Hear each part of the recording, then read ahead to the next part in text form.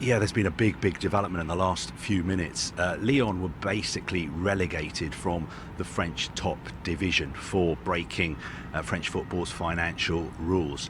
And that would mean that they would not be able to play in the Europa League. However, they have appealed to French football's watchdog. That appeal was heard this morning, and they've been successful in overturning their appeal. They've basically given assurances to the French FA that they have money in their account to be able to meet their obligations for the upcoming season. So obviously very good news for Lyon, who are one of the biggest clubs in France.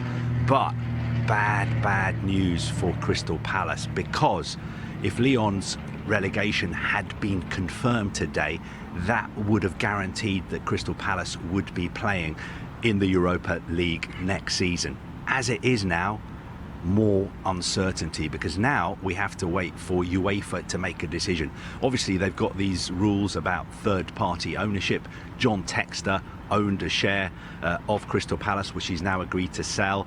He owned a big stake in Lyon as well. He stepped back as the chairman of Lyon. He's resigned from the board. He's basically done everything possible to make sure that Lyon will play in the Europa League. It looks like he's been successful, but where does this leave Crystal Palace now? Crystal Palace have been in talks with UEFA. They have been saying to UEFA, we are not part of a multi-club ownership group. We have not broken any of your rules. We've never been in trouble with the English football authorities, with the European football authorities. We've done nothing wrong. We've earned our place in the Europa League by winning the FA Cup, our first major trophy. We were looking forward to playing in Europe for the first time.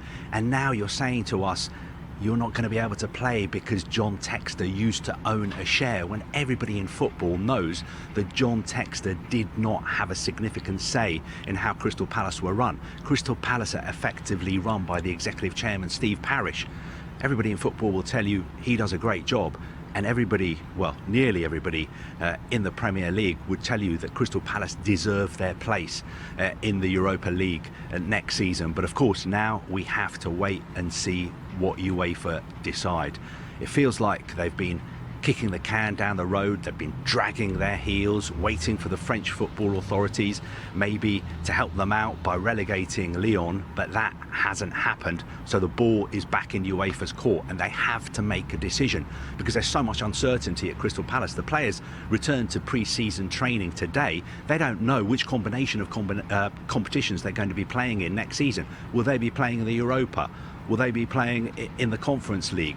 The players who potentially could leave, how can Crystal Palace convince them to stay if they can't tell them which competitions they'll be playing in next season? When it comes to buying players, how can Crystal Palace convince players to move to Selhurst Park when they don't know which competitions they will be playing in next season? So really, UEFA have to make a decision, and they have to make a decision quickly. And I think if it goes against Crystal Palace will certainly appeal against any decision that UEFA make, if the decision is to take them out of the Europa League and put them in the Conference League.